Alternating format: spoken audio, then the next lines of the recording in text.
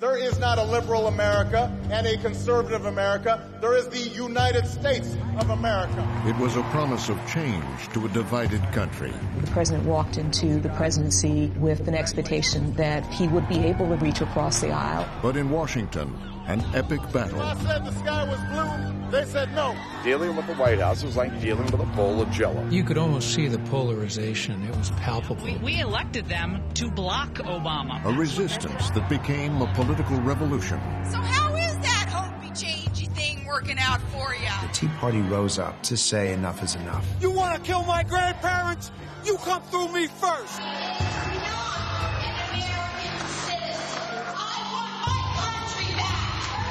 They were just upset now with both parties. The Speaker of the House turns out he's a coward. Why be here if you're not going to fight? And the anger that paved the way for a political outsider. How stupid are our leaders? His nomination was the hostile takeover of the Republican Party. I am your voice. If you wanted the exact opposite of Donald Trump, it's Barack Obama. Part one of a special two-part series. Obama came on the mandate of changing Washington by his very presence. He forced more polarization and gridlock than we had seen in the 8 years prior. Divided States of America.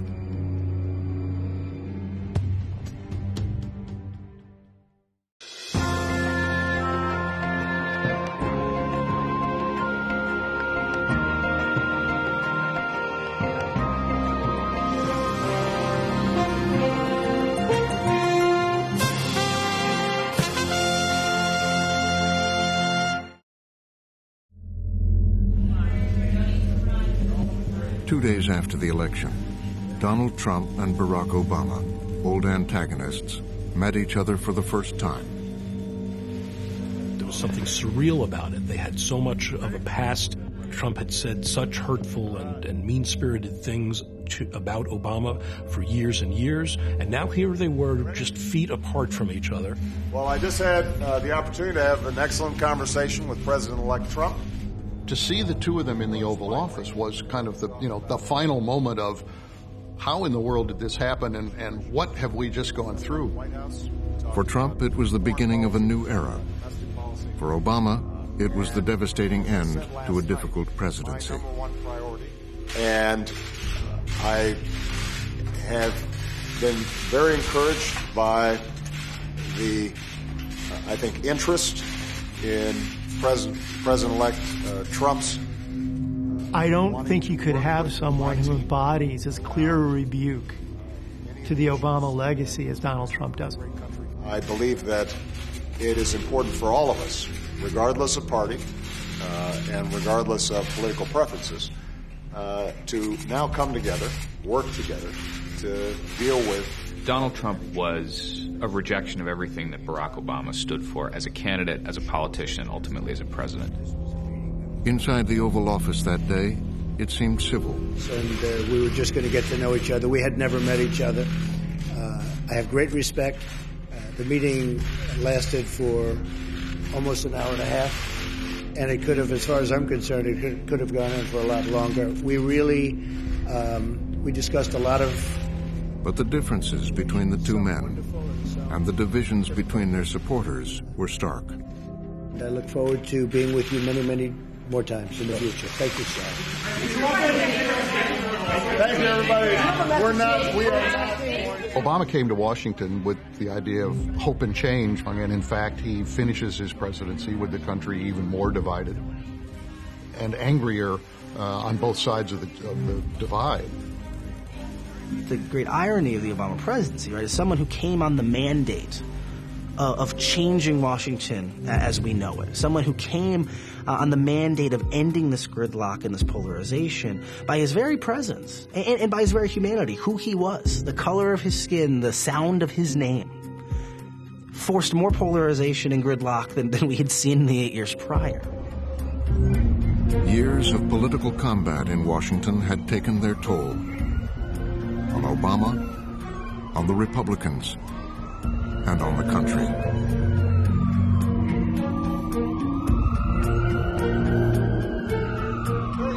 liberal America and a conservative America. There is the United States of America.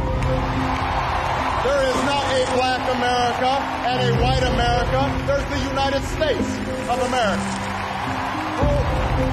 Hope in the face of difficulty. Hope in the face of uncertainty. The audacity of hope. Obama is expected to be thrown into the limelight. He can barely show his face in public without creating some kind of sensation. He is an island of celebration in a sea of despair. Fans who are hungry for a star. In 2005, Barack Obama was the newly elected senator from Illinois. And he arrives in the Senate a celebrity. He was already a superstar. To many Democrats, he was their future. He was sort of a person who Democrats were placing their hopes in. The veterans knew it in their bones. They gathered around him. He came to the Senate almost immediately with everyone's high expectations, with everyone's assumption that this was a man who was on a fast track. But at the very bottom of the seniority system, the new senator quickly grew impatient. As soon as he gets to the U.S. Senate, he's bored. He doesn't. Obama was never going to be the kind of guy who, ends up in a wheelchair on the Senate floor. One day during his second year in office, at a restaurant near the Capitol, his mentor, the former majority leader, urged him it was time to run for the presidency. We went to my favorite restaurant and took the kitchen table in the back where nobody could see us. Well, I tell him he should do it, and that he shouldn't assume if he passes up this window that there will be another, because the longer he's in Washington, the more history he has. And the more history he has, the more he's going to be explaining his votes and his actions and his statements and his positions that undermine his message. He wanted to do it, but some of his closest advisors were cautious. He asked us to challenge him on what he would face in running for president, to really ask the tough questions. And some of the most skeptical people about making this race were some of his very accomplished, successful African-American friends. They were unsure if America was ready for a black president. There were 4 people in this country that thought that the country could elect a black president, and they all lived at the same address in the south side of Chicago. He decided to run. On the campaign trail in Iowa, he delivered his message. We can finally bring the change we need to Washington. Hope. We are ready to take this country in a fundamentally new direction. And change. The American people are looking for change in America. We are in a defining moment in our history. The state was a crucial test of whether white voters would support Obama. Iowa turned out to be the real litmus test. Did he have the capacity to draw votes from other demographic groups? If white people would vote for a black candidate in a mainly white state, said, this guy really has a chance. This is not playing anymore. This is not Jesse. Ladies and gentlemen, can I have your attention? By the day of the caucuses, it was unclear whether Obama had convinced enough Iowa Democrats. We start to initially get sort of turnout reports, very anecdotal. The lines are out the door. Nobody foresaw 239,000 people participating in the Iowa caucuses. I mean, so when 239,000 people came out, it's like, they just blew the doors off every assumption about the campaign. At this defining moment in history, you have done what the cynics said we couldn't do. Obama won a critical victory in a state that was over 90% white. All of a sudden, people woke up and said, my God, maybe it can happen. That's what happened. It was like a jolt of electricity going through the entirety of the black community. You came together as Democrats, Republicans, and independents to stand up and say that we are one nation, we are one people, and our time for change has come. It was a message that put Obama on the road to the White House. Thank you, Iowa.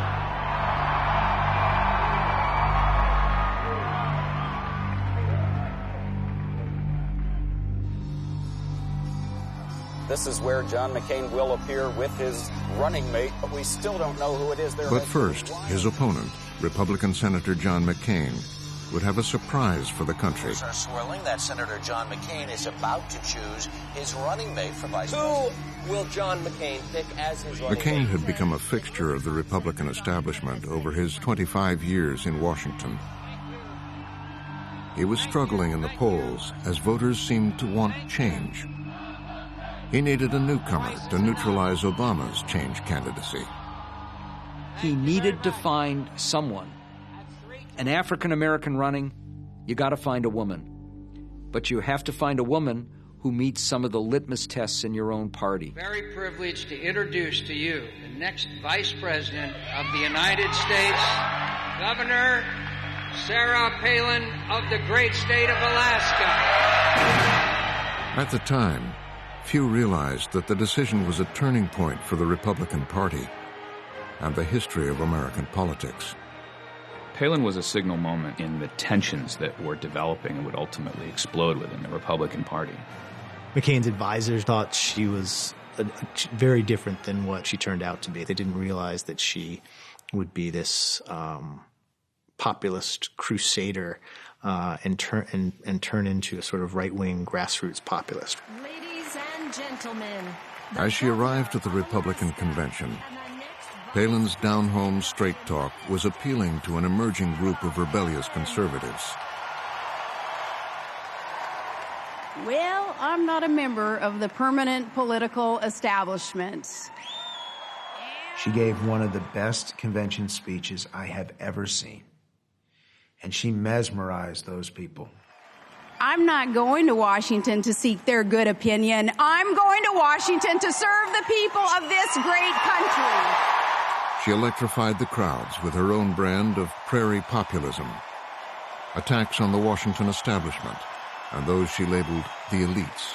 I've learned quickly these last few days that if you're not a member in good standing of the Washington elite, then some in the media consider a candidate unqualified for that reason alone. But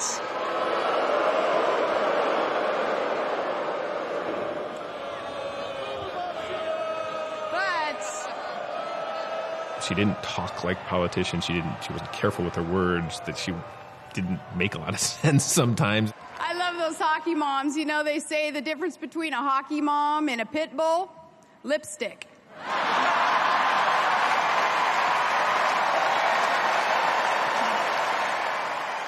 I don't think there's ever been someone that close to the presidency, I mean, who, at least for as long as I can remember, who was that seemingly, let's say, did not have the classic qualifications for the office. Thank you, and God bless America. John McCain ushered an insurgent, somebody coming in from the outside, literally from Alaska, and then also in every other way in terms of her background and her regard for elite institutions. But this governor of Alaska, she's something else. Sarah Palin has completely transformed the Republican Party and the next presidency. Boy, were you right about this one. Did you know? For her base, she was heroic. But in New York, she was made into a joke. I present Governor Sarah Palin. First off, I just want to say how excited I am to be in front of both the liberal elite media as well as the liberal regular media.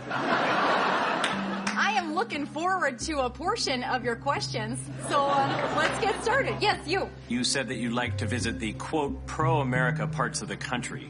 Are there parts of the country that you consider un-American? Yes, New York, New Jersey, Massachusetts, Connecticut, Delaware, California.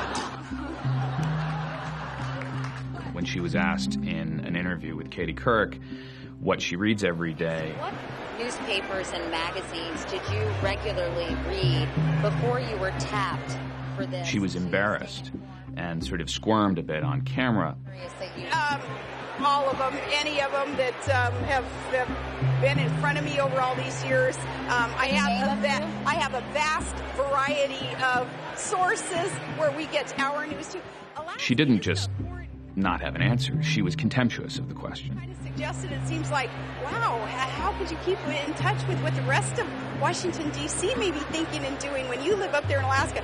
Believe me, Alaska is like a microcosm of America. To some people, they thought, well, okay, that signals the end of her candidacy in some sense. But for another segment of Americans, this was validating. This was vindicating. There was somebody now who had a similar suspicion and sense of alienation from these East Coast effete intellectuals. And that was really the first time that you had this establishment versus grassroots conflict. And you had it because for some people, Sarah Palin was Margaret Thatcher. For others, Sarah Palin, I don't even know who the analogy would be, but just someone who was not qualified to be where she was. I was reading today a copy of the New York Times. Palin became the voice of a growing number of Republicans who were fed up with politics as usual in their party.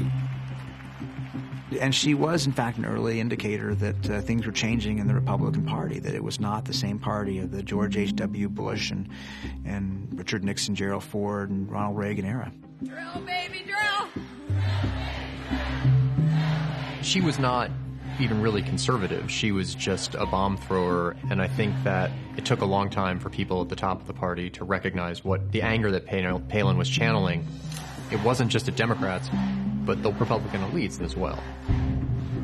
Palin was the beginning of a challenge to the establishment that would only grow in time.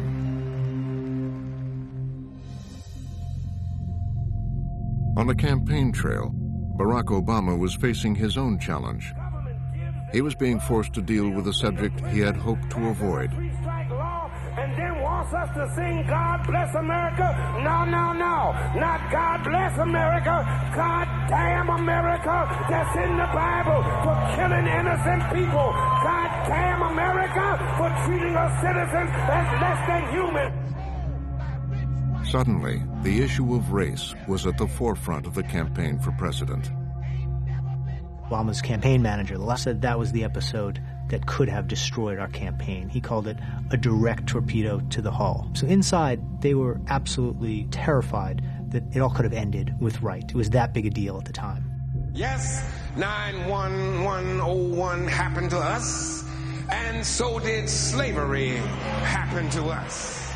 It seemed to threaten Obama's message that America could rise above its divisions.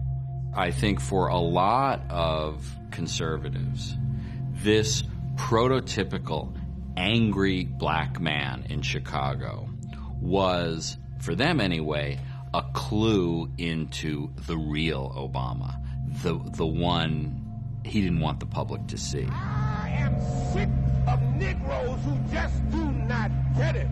Obama had grappled with issues of race for his entire life. Barack has had to deal with dueling identities all of his life, nurtured by a white family and identifying with that family. But at the same time, when he goes out, he's identified as something else. And he has had to make sense of that duality his entire life. The history of Obama is a belief in his own ability to bring people of disparate views and cultures and backgrounds together to solve difficult problems. Today, Obama promises to tackle the issue of race. Now his candidacy was in jeopardy because of his longtime pastor, Jeremiah Wright. His ability to bridge differences would be put to the test. His campaign is calling this speech an important moment. What may be the most important speech of his campaign. I mean, this is a moment of, sort of maximum peril for a candidate. And his goal was to elevate out of that moment into something broader. Jeremiah Wright, God bless him, allowed Barack Obama to confront this issue sooner rather than later. And I think it allowed him to regain the upper hand. I can no more disown him than I can disown the black community. I can no more disown him than I can disown my white grandmother, a woman who helped raise me, a woman who sacrificed again and again for me, a woman who loves me as much as she loves anything in this world, but a woman who once confessed her fear of black men who passed her by on the street, and who on more than one occasion has uttered racial or ethnic stereotypes that made me cringe. These people are part of me, and they are part of America, this country that I love. It worked.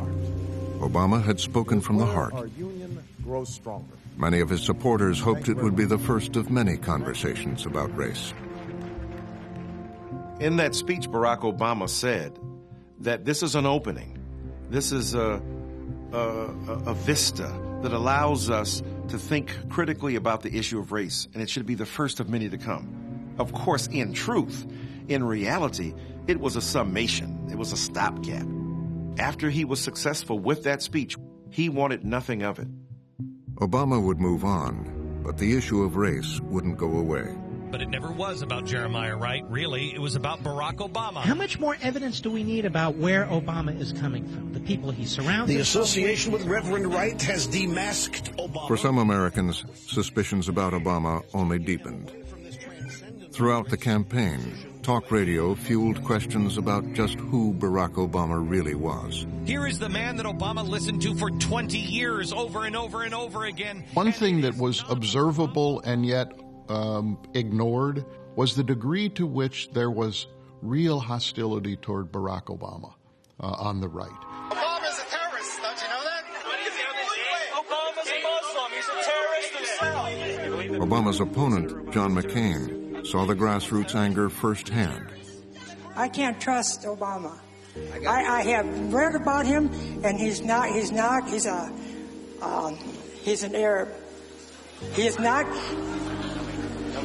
No, ma'am. He's a decent family man, citizen that I just happen to have disagreements with. McCain believed in the old rules of politics. They had a rule in the McCain campaign that if there was any hint that the McCain campaign was going to use racial animus against Barack Obama, you would have been fired and banned from Republican politics. It was a red line that was never crossed in 2008. My wife and I are expecting our first child April 2nd next year. Thank you. And frankly, we're scared. We're scared of an Obama presidency. McCain tried to reassure his supporters. But I have to tell you, he is a decent person and a person that you do not have to be scared as President of the United States. Now, look, You could see the seeds of the kind of divisiveness that happened almost immediately. John McCain is not my idea of a great candidate. We have to defeat the Marxists, and then we have to take back the Republican Party.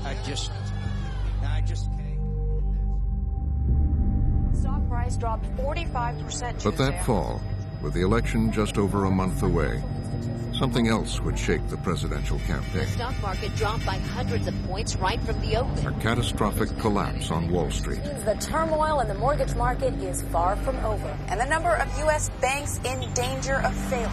It's up, gasoline's up, food prices up, stocks way down. Of a global liquidity crisis. System stopped.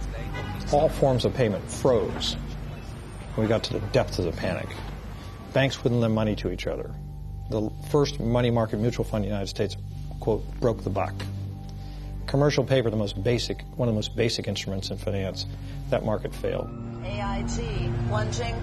At one point, they were down 70%, now down about 50% on the trade. The entire global financial system and the American economy were at stake. Risks of a recession rising. Now some say they see one lurking right around the corner. This is DEFCON 4, whatever. This was the complete nightmare. By Wednesday, basically had a complete shutdown of the world capital market. It's just, this is absolute terror. The situation was so dire that candidate Barack Obama was receiving regular updates from President George W. Bush's Secretary of the Treasury, Hank Paulson.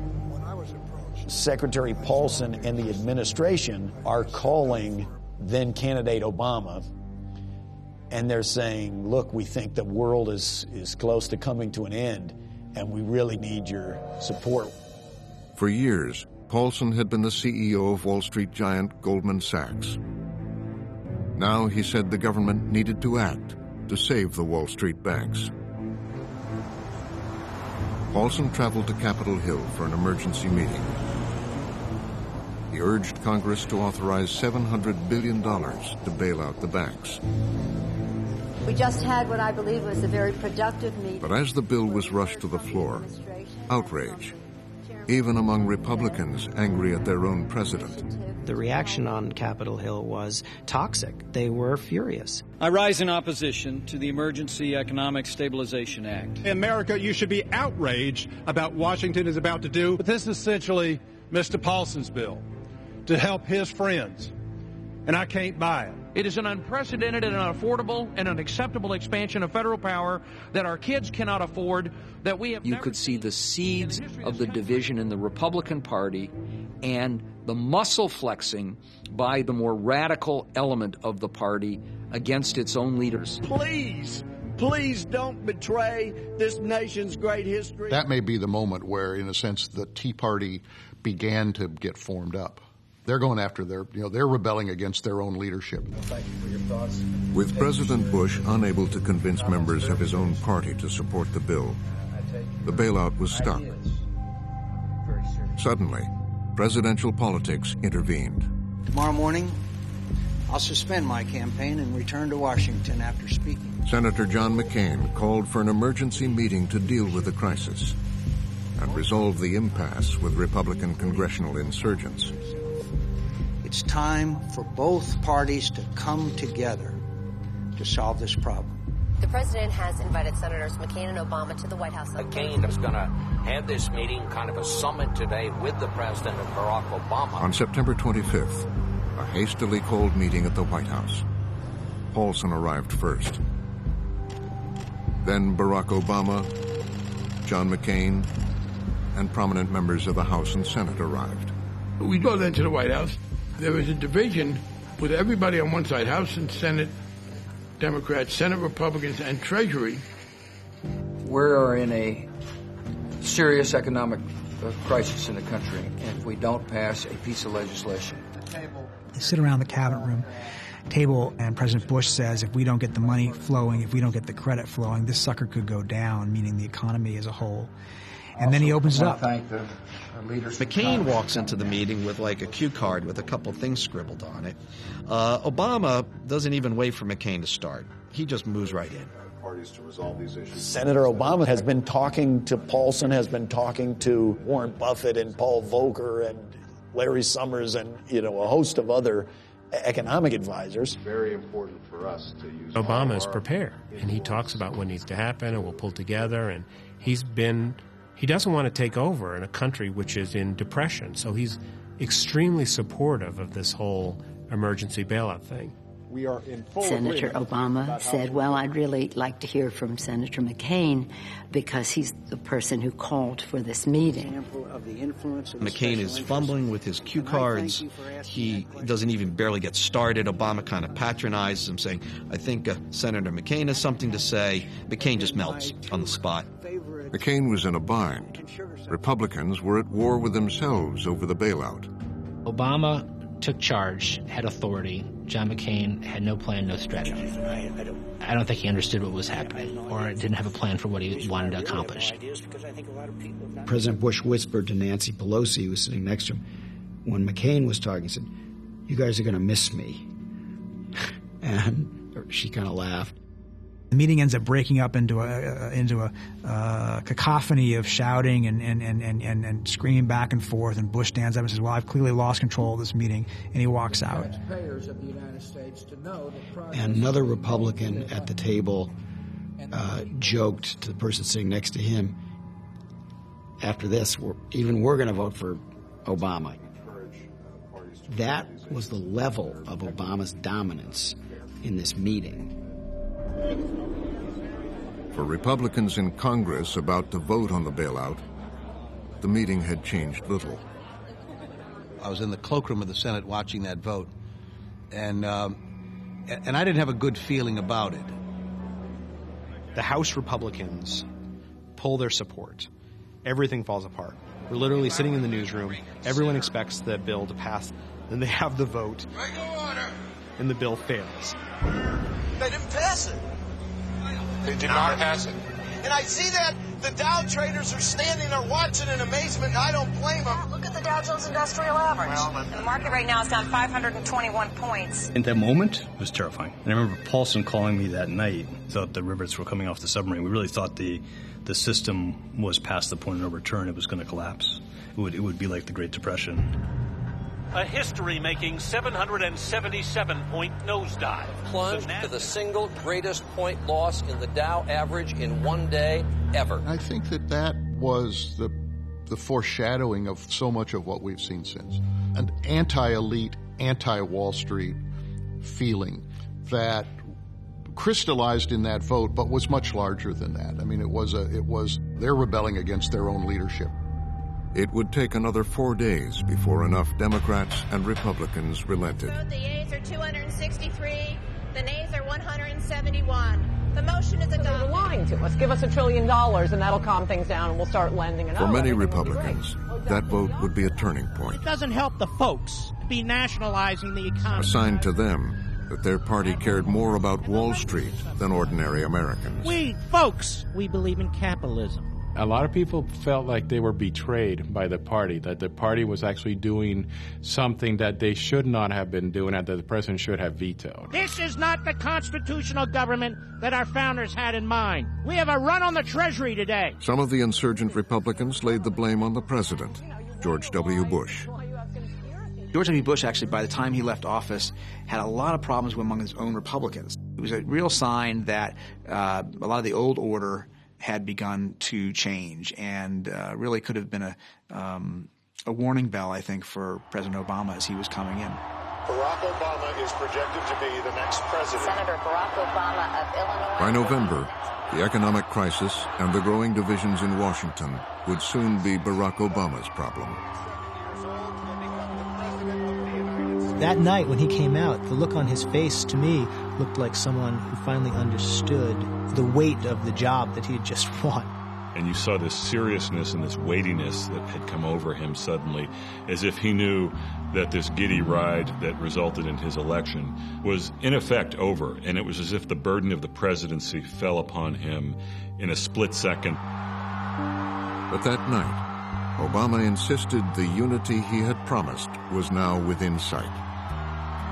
Americans send a message to the world that we have never been just a collection of individuals or a collection of red states and blue states. We are and always will be the United States of America. You have, in Obama's case, gone within 4 years from being an Illinois state politician to the most famous person on earth. And you have confidence in both your judgment about what's the right way to go and your ability to make it go that way. America can change. Our union can be perfected. If he was too confident about being able to bring people together, one can understand, given the way he'd spent the previous 4 years. This is our moment. Yes, we can. Thank you. God bless you. And may God bless the United States of America.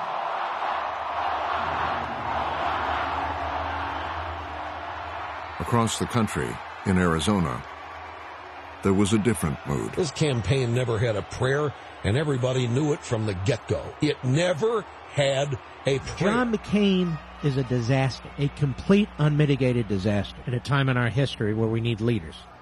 A little while ago, I had the honor of calling Senator Barack Obama to congratulate him.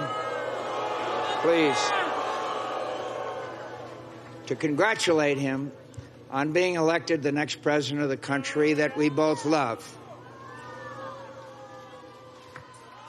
That evening, John McCain knew his time as leader of the Republican Party was ending. I am also, of course, very thankful to Governor Sarah Palin, one of the best campaigners I've ever seen.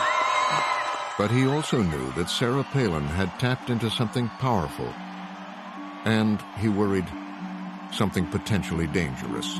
Thank you and God bless you. I'm glad at least he didn't blame Palin. And when it ends, he goes up to Sarah Palin and says, you know, we've lost. But now you're the future of the Republican Party. And the crazies are going to come to you. And the talk radio hosts on the far right are going to come to you. And they're going to want to make you their standard bearer. Do everything you can to resist them. He's someone Republicans, conservatives, and others can rally behind. We love what you're doing for the Republican Party. It's a breath of fresh air. Come on every week, talk directly to millions of Americans about these issues. We hope you'll come back.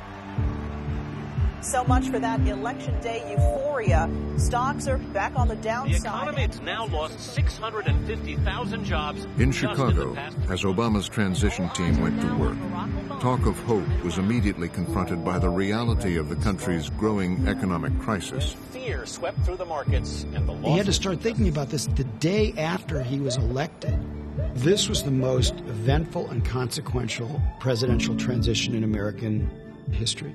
We were all worried about what we were seeing. We knew that the credit system was pretty quickly headed towards something that looked a lot like seizure. Obama chose Timothy Geithner, a financial insider and president of the New York Federal Reserve, as his Treasury Secretary.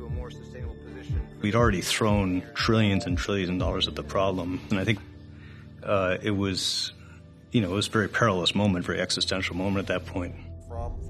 Unemployment was nearly 7% and climbing. The stock market was down more than 6,500 points. 700,000 Americans were losing jobs every month. The housing market was in total collapse. Financial sector was imploding. The auto industry was about to go under. Deficits were exploding. I can't just do things on the spur of the moment. This could be the most climactic economic crisis in all of American history, that we were that close to a complete meltdown. Obama at that moment gets a real glimpse of the future. Disaster's coming. At the end of the conversation, there's basically no bright spots. And I say to the then president-elect, wow, that had to have been the worst economic briefing a new president's had in almost a century. And President says, that's not even my worst briefing this week. It's the inauguration day of the nation's first African-American president. So hundreds of thousands of people already with their stunning crowd of people. Yet, on Inauguration Day, the history of the moment transcended the nation's problems. I looked out, never forget, from the west front of the Capitol all the way down to the monument. And I think it's about a mile. And all you could see were people. A sea of people. The fact that our country elected a black president it was huge in significance. To the black community, what it obviously meant was that the highest offices of governance and decision-making in America were, in fact, open to black people. It's a big deal. Big deal. The thing I remember most about that day was an older white man turning to me and my daughter and him saying to her, young lady, you could be up there one day. You could be president of the United States. I will never, ever forget that moment. The first inauguration of Obama was magical realism. It's hard to overstate not only American pride, which was extraordinary, but black pride that unapologetically looked upon this man and this figure as the fulfillment of so many dreams and aspirations. Are you prepared to take the oath, Senator? This is our national wound, the deepest and longest standing wound, race. I, Barack Hussein Obama, do solemnly swear. And this whole thing is taking place in front of the Capitol Dome, built by slaves. The Constitution of the United States. So help me God. Congratulations, Mr. President. And Barack Obama is about to go spend his first night as president in a house built by slaves. Those closest to the president thought it was a transformational moment. They believed things were about to change. The president walked into the presidency with an expectation that he would be able to reach across the aisle and that Republicans and Democrats alike would be willing to come to the table and address these issues that were a significant problem and needed to be addressed if we were going to move the country forward.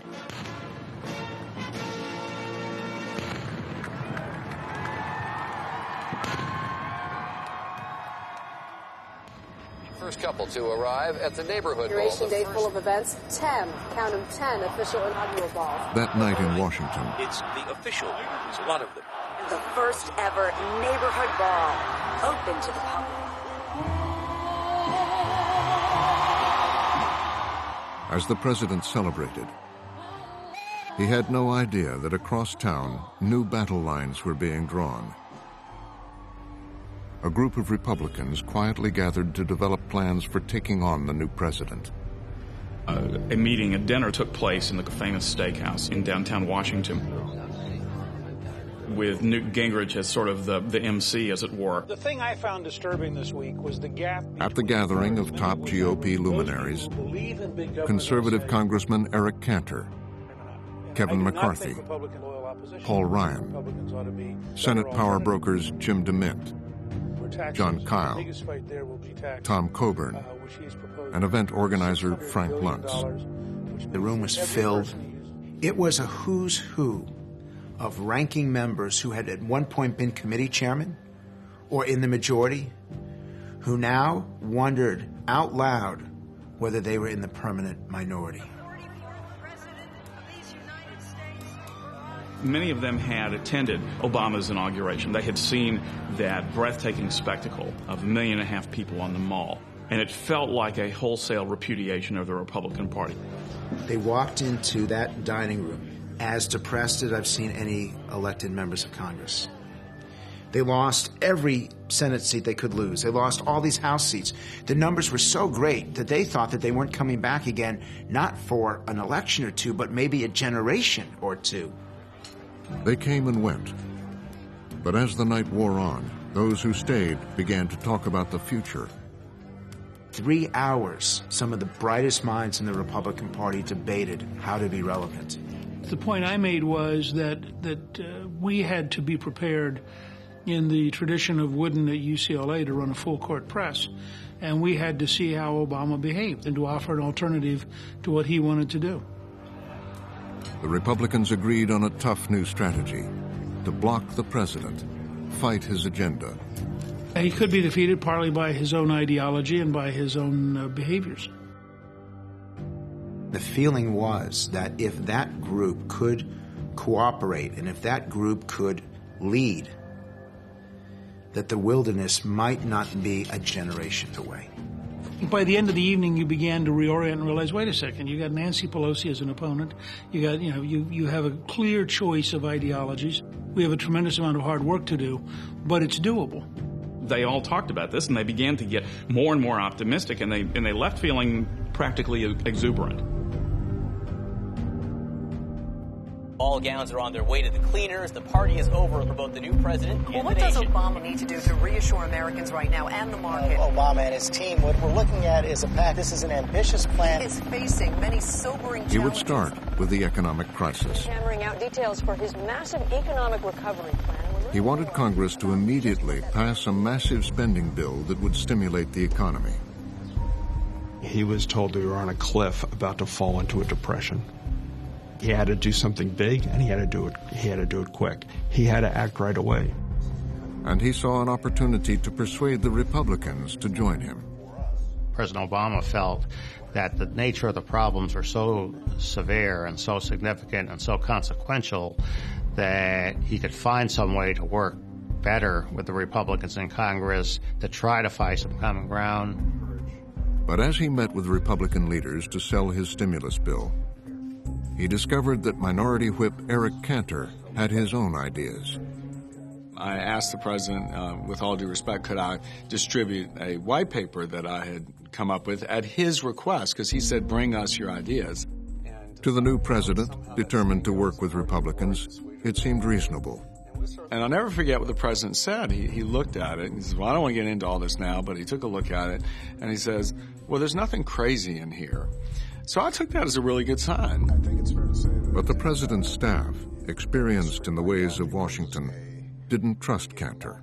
Congressman Cantor wanted to dictate what the package would be. The Republicans weren't interested in reaching a compromise with the president. If they could get 100% of what they wanted, they'd be happy.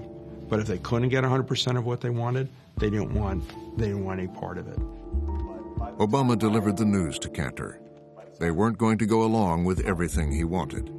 And we had an exchange, the president and the president said, look, Eric, let me just tell you right up front, the elections have consequences, and I won, so we're going to do it my way. And I think that was an indication to me that this was going to be a one-way street. We really weren't going to be engaged in this mutual discussion here of a collaborative approach to solving problems. The president decided he'd make his own Republican-friendly proposal. Nearly $300 billion in tax cuts as part of the stimulus. And, it was an example of how Obama, again and again, would propose things he assumed that Republicans should like, rather than actually trying to talk to them in a way that got what they really wanted. President Obama promised the American people he would bring bipartisan solutions. And then, in a symbolic gesture, the president traveled to the Capitol to sell his plan to Cantor's members directly. He has a tough sales job ahead. To try and sell his plan to Republicans. It was an unprecedented move. Mr. Obama is hoping for support from both sides. It's a rare day when a president goes to the Capitol to meet only with members of the other party. It was an extraordinary moment in many respects because a president rarely comes to the Capitol Hill. I'm going to demonstrate by my actions how much I want to find the kind of opportunities for consensus and common ground that were so essential to his agenda. He arrives there thinking they're all going to talk and come up with some kind of agreement. He's got all these tax cuts to offer them. He spoke extemporaneously about the stimulus. He walked us through it, probably 15 or 20 minutes, just his thought process and why he was advocating these policies. And then he opened it up for questions. The Republicans didn't want to be told what their beliefs were or how this proposal would meet their beliefs. And it was really during that Q&A as the members stepped forward and asked some pretty, I think, appropriate questions about the amount of money that we were spending, the debt that we'd be taking on. And I don't ever remember him saying, okay, we'll take a look at that. It was more just defending his proposal as is. We said, you know what? They have summarily decided that we're not going to be a part of this, so we're going to oppose the bill. Obama came out empty-handed and had to face the waiting press corps. Hello, everybody. We had a wonderful exchange of ideas, and I continue to be optimistic about our ability to get this recovery package done. And we saw the president standing in the halls of the Senate in the Capitol. I'll never forget that. He still looked like a senator. Of course, he's now the president of the United States. What's he even doing, sort of lobbying for this? I think everybody there felt good about that I was willing to explain how we put the package together. The president is very transparent. You can read his facial expressions quite easily. This was one of those cases. This was his baptism by fire. The Obama administration's plans hit a bit of a rough patch. But there's still deep Republican opposition to the president is now saying, do it my way. Failed completely at its goal for bipartisan support. It was a very strong signal that we were not going to get a lot of cooperation on this issue, and if we weren't going to get it on this issue, it was doubtful that we were going to get it on many others. Their leadership told the members, we're not for any of it. No matter what it is, no. Just say no.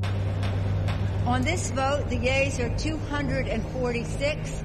Obama's Democrats controlled the Congress. The conference report is adopted. The stimulus bill passed the House without a single Republican vote. You watch, the Republicans are going to come under severe criticism for this. Not one Republican voted for it, turning a cold shoulder to the president. So much for the president's charm offensive. Today it was all partisan rancor. So I think from that point forward, we saw a very downward tilt towards the possibility of bipartisanship. And that was very early on. That was in January and February of 2009. I hope the stimulus bill fails. He is addicting this country to heroin. The heroin that is government slavery. I want, once and for all, the American people to see full frontal nudity on what liberalism is and what a lie it is. They have been sold a bill of goods. Obama had been in office just over a week.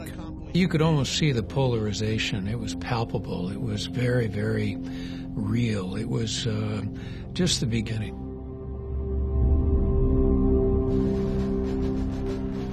backlash against Wall Street. It's a frustration with the economy. And the economic crisis was creating another problem. Anger in America was growing over the ongoing government Anger bailout. from the U.S. public toward bankers is high. To the streets to express their anger. Frustration with financial bigwigs. Wall Street banks had received hundreds of billions, while unemployment skyrocketed, destroying the savings of millions. It really, really grates with most people that our tax money went to support these institutions. And then when the rest of the country was in the worst of the recession, you saw the big traders and the heads of the Goldman Sachs of the world walking out with these multi-million-dollar pay packages. But this is exactly the kind of story the Obama administration doesn't need. The average American begins to think that the entire game is rigged against them and in favor of the fat cats. Much of the outrage was directed at Washington, where protesters and police clashed.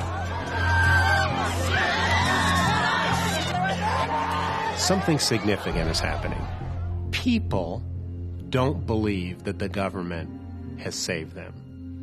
Most Americans believe that George Bush and Barack Obama and all their economic advisors bailed out Wall Street and did not bail out Main Street. On the heels of growing public anger aimed at banks. The public outcry only grew as news broke that the bailed-out bankers had paid themselves massive bonuses. Now Obama faced a crucial decision. The banks need to be held accountable. That sparks another wave of just understandable human aversion, anger. We're trying to figure out how we preserve some political capacity to continue to throw as much firepower at this crisis as we could. Outrage over executive salaries and For Obama, the news of the bonuses was infuriating. $18 billion in bonuses in 2000. The bonus and the compensation stuff made him more angry than I'd ever seen him. I remember him really standing up out of his chair in the Oval Office and just being really pretty livid. I mean, the one thing he would not stand for was, the American people being played for as chumps by these banks, and that was something he just really didn't like. Some in the White House wanted the president to side with the growing outrage and aggressively take on the banks. A lot of the communications, political people worried about the president's popularity and his political capital, saying the banking industry and banking executives ought to pay a price. David Axelrod, Obama's top political advisor, very much wanted some scalps. Robert Gibbs, who was the press secretary but also a very senior political aide, wanted scalps. But Treasury Secretary Timothy Geithner urged caution, warning that giving into populist fury could further destabilize the financial system. You had to make sure you kept concentrated and focused on the core basic imperative was going to affect the fortunes of hundreds of millions of Americans, not get too wrapped up in trying to design political theater that might create the hope of taking some of the sting out of that. I hadn't seen anything like this. Geithner didn't want to do it because it would kind of create this risk. It would create this conception that the government was going to come in and mess with these banks and that would frighten off private investors. In the end, it was up to the president to decide whether to support the banks or take them on and heed the public's anger. For the economy, this is what free fall feels like. When will the recession end? The nation's top bankers were summoned to the White House. The president invited 15 of the banks after leveling some very harsh The bankers feared the president would deliver the punishment many Americans were demanding. From the nation's banking leaders today, President Obama. 13 bankers were called into a room to meet with the President of the United States. They were told that they were going to be chastised, that this was going to be the opportunity for the President to vent the public's anger. Some held these men responsible for a crisis that had destroyed 5.1 million American jobs and sent the stock market down 50%. Walking into that meeting, these guys have not been this nervous since they're in nursery school. They're ultimately powerful sovereign men atop their institutions, but now they know that they really could get whacked. Now, no one knew what to expect, whether the president would be their punisher or their protector. It was his decision. He'd been through hours of those conversations, and I'm sure he knew exactly what he wanted to say and how he wanted to say it and what his strategic approach was going into that meeting with the bankers. Obama comes in and he's all business. There were few pleasantries exchanged. Obama spoke first. The president made it pretty clear when he talked to us, we're between you and the pitchforks, guys, and you need to just acknowledge that. The bankers have essentially made a decision that they're prepared to go along with what needs to be done to resolve this problem, to get the public back on the side of corporate America. But as the meeting progressed, to their astonishment, the president was in no mood for confrontation. What's interesting is that the next statements and the rest of the meeting essentially is Obama skinning back as fast as he can on that pitchforks punch.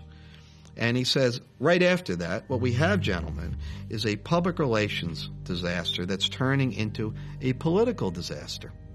And I'm here to help. I interpret it as kind of a watershed time. Banks are the catalyst to get us out of this morass that we're in. You can talk so long about the past, but at some point you got to look at the present and the future.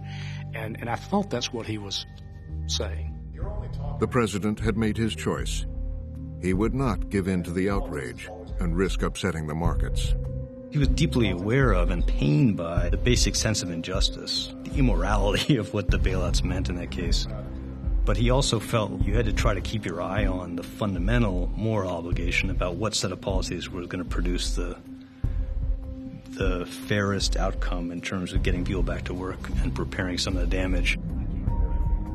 And the president required no firm commitments from the bankers. I think it was clear it was an opportunity lost. He had a room full of very frightened CEOs. He was in a position then to make demands, and he didn't. He didn't want to disturb the banks. He wanted them on their side so that things were as calm as possible. There would be basically business as usual. Today, the Obama administration did indeed extend them an olive branch. It looks like the country's financial giants may have turned... There was almost two faces of Obama. Publicly, he wanted to tell you that these were the fat cat bankers. But privately, when he was with the bankers, he wanted to get them on board. There we go.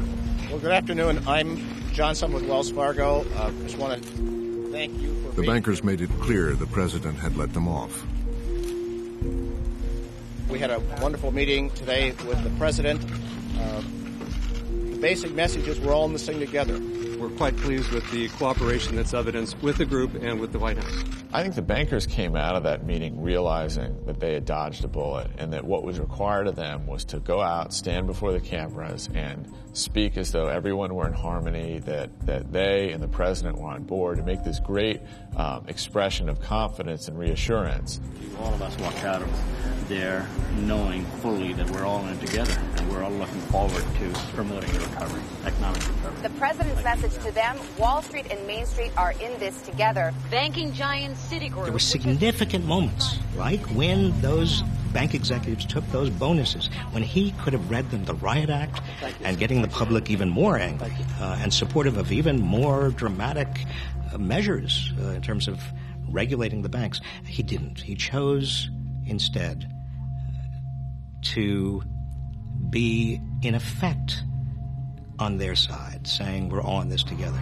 If you look at their stock price, the Citigroup was at 98 cents just a few weeks ago. It's now up 75%. Banks are able to borrow money at little. The banks would recover, Wall Street investors breathing a sigh of relief. but the building anger against the government would not go away. You gotta be kidding me. What are we putting up with, America? But that'll get the economy kicking. Well, did it? No, it didn't. $450 billion down a crapper. He's facing anger on both the left and the right. There's anger on the right that Obama's policies are socialist, that there never should have been a bailout, that this whole thing was a subversion of the free market. And then there's anger on the left that this was too friendly to the banks and that somehow banks were rescued at the expense of taxpayers and homeowners. So you have anger coming at him really from all directions. He's kind of stranded in the middle. The government is promoting bad behavior because we certainly don't want to put stimulus... And on cable television, the talk had already begun of something they called a Tea Party.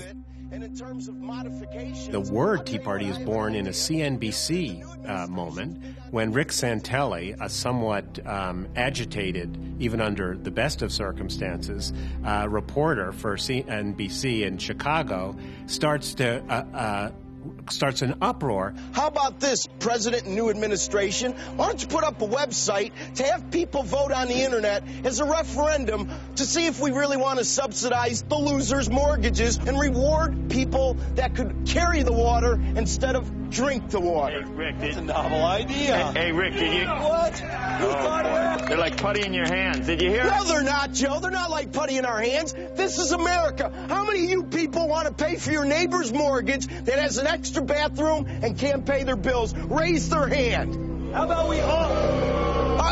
President Obama, are you listening? It was a moment that would become iconic. Digitized, uploaded, shared. For that period, the match was lit on CNBC. That started a firestorm. We're thinking of having a Chicago Tea Party in July. All you capitalists that want to show up to Lake Michigan, I'm going to start organizing. What are you jumping in this time? How's it, We're going to be dumping in some derivative security. It gave a name to a movement that would plague Obama for the rest of his presidency. Rabble route, National Guard. Jason, but in those early months, Obama turned his attention to another booming issue, one that would define his legacy: fixing the broken healthcare system. I remember I said, well, Mr. President, you've got one obligation, which is to prevent a second Great Depression, and unless you do that, nothing else is possible. And he spoke back, I would say, quite sharply, and said, I'm not going to be defined by what I prevented. And I remember being struck by how ambitious he was in the face of that storm at that point. His ambitions were huge. To deal with the tens of millions of uninsured Americans and to get the Republicans to help. But some on his staff argued it was too politically dangerous. The White House had a debate about whether they should actually go forward with it. Vice President Biden was opposed to do it, absolutely opposed to doing health care. So I thought, if you're going to do this, go into it eyes opening, know what the consequences are, and what the potentiality for success is. He was presented with all the political arguments, and he said, I get the politics of this, but if we don't do this now, it probably doesn't get done. And he said, and what are we doing here? I mean, are we going to put our approval rating on the shelf and admire it for 8 years? The president said, it's about healthcare, but it's not really about healthcare. It's also about proving whether we can still solve big problems in this country. And this was going to be the test case for that. He headed to Capitol Hill to try to secure agreement from both Democrats and Republicans. So let there be no doubt, healthcare reform cannot wait, it must not wait, and it will not wait another year. The president staked his entire first term on this. There's no bigger priority than health care. Given these facts, we can no longer afford to put health care reform on hold. We can't afford to do it. For Obama and the country, the stakes were high.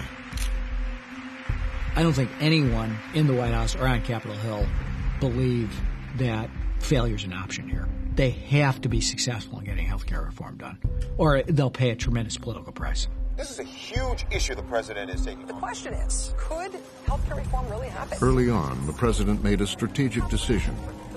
To pass health care reform, he'd work with the establishment's power players. Lawmakers, doctors, nurses, hospitals, conferring on how to overhaul healthcare. Many of these players, for years if not decades, had a record of opposing any sort of healthcare reform efforts. And what a remarkable achievement that would be. Something that Democrats and Republicans, business and labor, consumer groups and providers, all of us could share extraordinary pride in finally dealing with something that has been vexing us for so long. The cost of health care now costs... In those first days, a fragile coalition seemed possible. So, let's get to work. Thank you. But to keep it together, Obama had to move quickly. in that calculation is we'll move for a quick kill, that's how they refer to it, a quick kill on Capitol Hill. It was thought that the Senate was going to have a bill by June, we would have a bill by July, and we would go to conference and this would be over. But the president didn't just want a bill. He wanted Democrats and Republicans to get behind it. A bipartisan outcome, even in a minimalist sense, was certainly a very, very high priority of President Obama. Unlike the stimulus bill, this time Obama wanted Congress to work out the details. Democratic Senator Max Baucus would take the lead. Max Baucus, a moderate from Montana, who immediately sets up a working group, a gang of 6, with 3 conservative Republicans. Baucus had a close relationship with the ranking Republican, Chuck Grassley. Senator Baucus and I working on what we thought ought to be not just a bipartisan bill, but a kind of a consensus bill. In other words, something that would get 75 or 80 votes. But even from the beginning, there were signs it would not be as easy as the president had hoped. I found myself coming out of those secret meetings, those private meetings, and criticizing virtually everything they were doing. So I talked to Max, I talked to Chuck Grassley and others and said, look, I don't think I can support this. And Grassley was under intense pressure from his own party. Charles Grassley is in line for a committee chairmanship. The Republican Party plays hardball with its members. I think the message got through that he was jeopardizing his standing in the party by playing too nice to health care reform. It became clear that the Republican game plan was going to be just to say no, to deny this president any victories. And McConnell was saying, don't agree to anything, keep me informed, but keep talking. The Republicans were very clever in what they did. They pretended that they were interested in this. I call it the dance of the 7 veils. I'm going to be there, and then I'm not, and then I'm going to be there, and I'm not. Now you see it, now you don't. It was all an illusion. However, some Republicans, including the minority whip Eric Cantor, say there were real disagreements. They wanted the government to be a provider in competition with the private sector. And to me, that just didn't make any sense.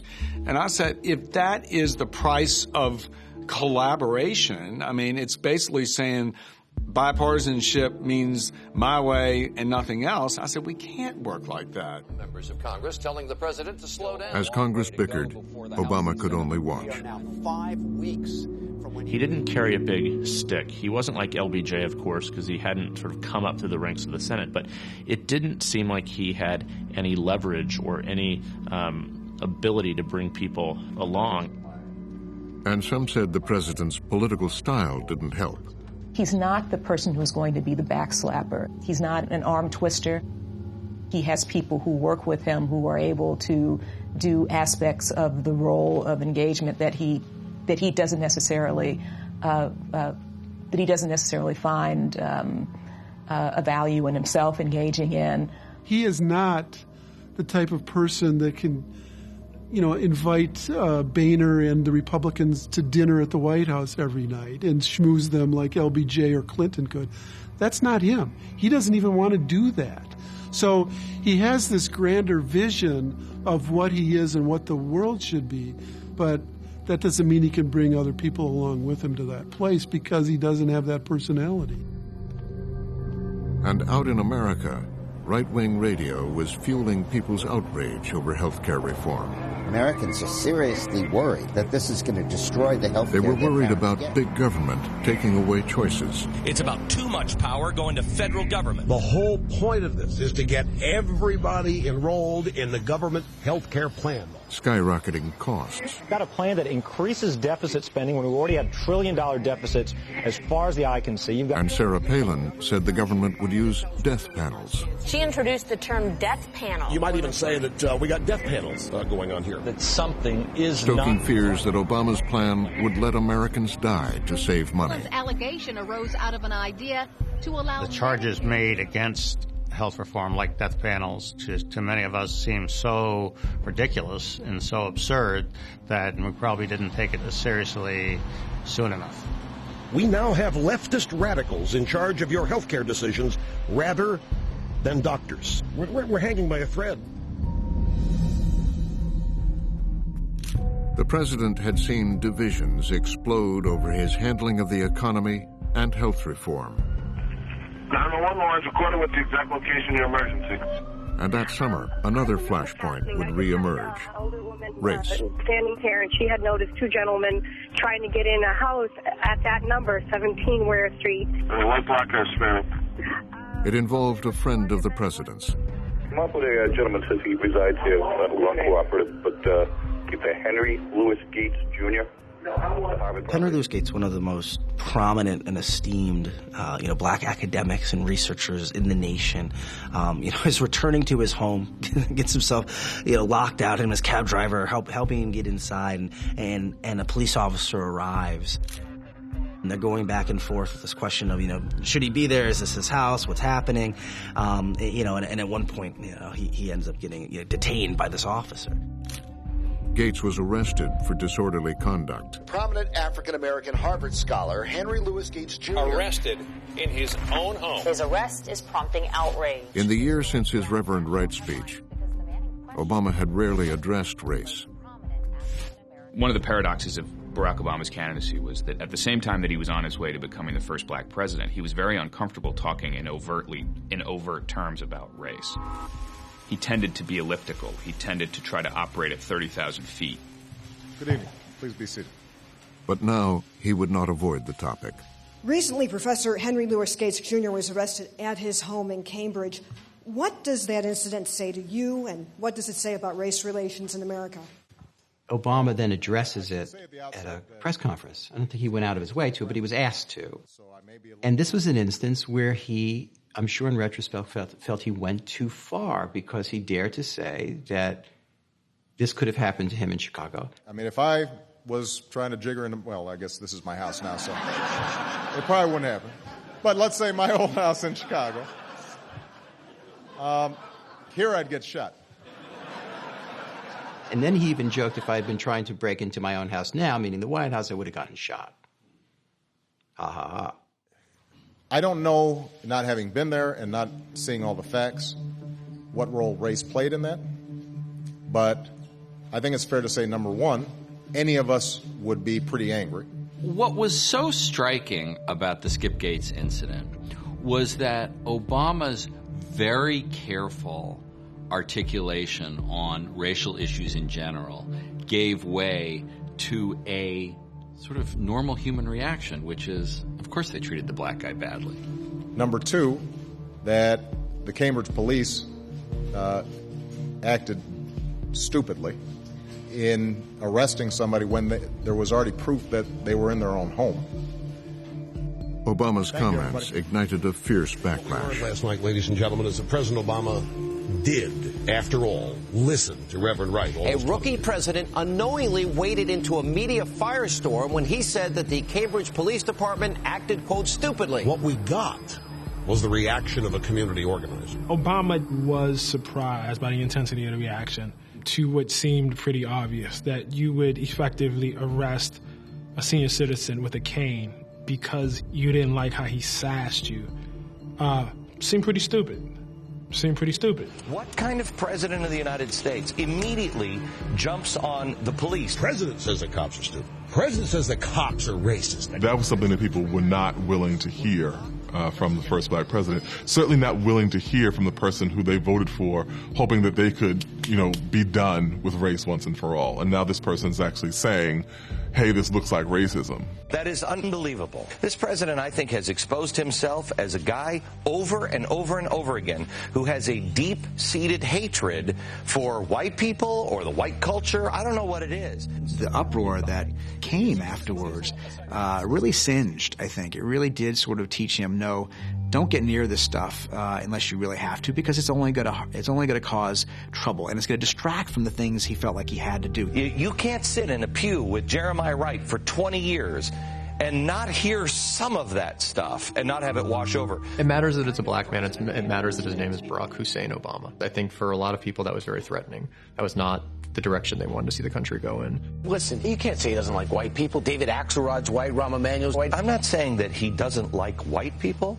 I'm saying he has a problem. This guy is, I believe, a racist. So Barack Obama, in his own way, ambled into a moment that even I don't think he at the time realized what it would represent, and that was a constellation of indicators to a certain kind of far-right American conservative that the situation was changing and changing very fast, and that white Americans were going to find themselves, as they saw it, disenfranchised and certainly disaffected.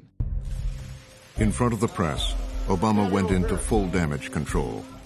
These are issues that are still very sensitive here in America. So to the extent that my choice of words didn't illuminate, but rather contributed to more media frenzy, I think that was unfortunate. He didn't leave it there. He and his staff created a photo op. He called it a teachable moment.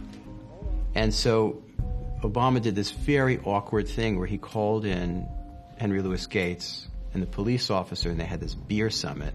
What's the big news of the day? A beer summit outside. President Obama will have those beers with a policeman and a professor. He would probably say that was one of the most ridiculous moments of his presidency. The drinks are on the house tonight, the White House. See, not so much that he brought a black Harvard professor and a white Cambridge cop together, but the fact that the media anointed it a beer summit. Beer Summit, President Obama hopes the cold beer and a conversation will put an end to the controversial arrest. Time for a little healing over some beers, my friends. He wants you to pay attention because his poll numbers are tanking. This is it is a lousy image to present to America. And it's a great example of how Obama simply believed at that time that if you simply sat down at a table, of course, rational people with goodwill could find a way to join hands and get together. Hopefully today's happy hour at the White House will finally put this one incident to rest. After 40 minutes, the event was over. The president said he had learned an important lesson. Obama said, look, you have to remember that for me to talk about race, and if I set a foot a little bit wrong, I have the capacity with a word to inflame a huge number of people on this side or that. He certainly told me in the Oval Office that he didn't want to be seen as the black president, which is why he kept telling black people, I am not the president of black America. What the Beer Summit in so many ways further exposed and underscored was that the black president was actually one of the least equipped or positioned persons to facilitate this conversation, because his very presence or involvement in one of these issues or one of these flare-ups would only further politicize it. The Beer Summit controversy added to the growing anger across America, directed at the president. President Obama lying to the people, deceiving the people. A giant step backwards in race relations. Over race. It was more Carlton Banks than Suge Knight. Over health care reform. Rammed it down America's throats. Over Wall Street bailouts. By losses in mortgage and Obama himself. Half the country racist. What's that going to do for your fundraising? Nancy Pelosi deceiving the people and Harry. The discontent Sarah Palin had first tapped into now exploded. They called it the Tea Party Summer. The economic frustration that was being felt blended with a kind of racial backlash that probably was underestimated. That period was sort of a nesting house for a number of kind of shared resentments that enacted themselves in great opposition to the president. Radical communists and socialists. If you would go to a Tea Party rally, you would see placards, for instance, of him depicted as an African tribal chief. Very racially charged. Pictures of Obama dressed as Hitler. Obama's face transposed onto that of the comic book villain, the Joker. They're the pictures of Obama kind of made out to be ape-like. I mean, you could just see the intensity on the part of people and just the anger that they were expressing. No! Don't do this to us! A manifestation of this fear that, we've got a president in the White House who we can't trust. This church was based on racism. Anger by 2009 had reached a boiling point. The Tea Party rose up I give Glenn Beck considerable credit for it, Rush Limbaugh, Sean Hannity. These are people who encouraged the grassroots to rise up and say enough is enough. You want to kill my grandparents? You come through me first. The things that Obama's doing are the exact things that Hitler did. There is an ugliness with these fringe people who are comparing the president to Hitler. At the White House, they struggled to make sense of what had gone wrong. He came into office with a very naive view of politics and very quickly was re-educated, right? And I think he would say that probably his biggest misunderstanding about American politics was that it wasn't polarized. It was literally the essential characteristic of American politics. By late summer, the president saw the polarization grow to include Republicans who were supporting what was now being called Obamacare. So how is that hopey changey thing working out for you? Healthcare became not just a lightning rod, but a driving force behind this movement. The specifics almost didn't matter at that point. It was just sort of, just the very name Obamacare was enough to generate deep anger and upset and resentment. Boom, the summer town halls literally blow up in our faces. The fat really hit the fire when we went home in August for what usually is a fairly leisurely stroll through the district. The surprise is just how out of hand these town hall meetings are getting. To town hall here. Baby killer, abortion is murder. Summer parade there, an ice cream social here. No, it was all healthcare all the time, and people were red hot about it. It was a radioactive issue all summer. I never saw town halls like this. Normally 50 people would show up, 500 were coming. In places where you would have 200 people, they'd have 1,500 people there. And they were all angry, and they were very aggressive. They were informed, they were educated, they were persuasive and aggressive, which made for perfect television coverage. Why not a lobbyist with all kind of money to stuff in your pocket? People who had never been involved in politics before all of a sudden were now speaking up. Hey, wait a minute. I didn't elect this president. I didn't think that Washington should take my health care from me. And the rest of your damn cronies up on the hill. They were furious at Republicans who had worked with the president, like Senator Charles Grassley. Thank you, Senator Grassley. My question is about you're working with Max Backus on financing this universal health I had care people plan. come to my town meeting with sheets of paper that thick off the internet and quoting from the bill. I've never had that happen before. People were up on it, and people didn't like what they were reading. Democrat or Republican, for whoever senator or congressman vote for this bill, we will vote you out. And suddenly the idea of cutting a deal with President Obama no longer looked like it was good politics, no longer like it was good policy. There's a bill out of the House of Representatives put together under Speaker Pelosi's leadership. I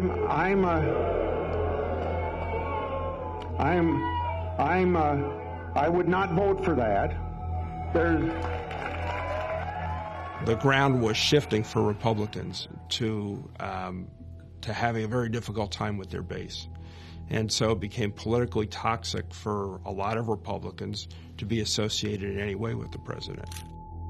There'd be a political price to pay. Thank you all very much for coming.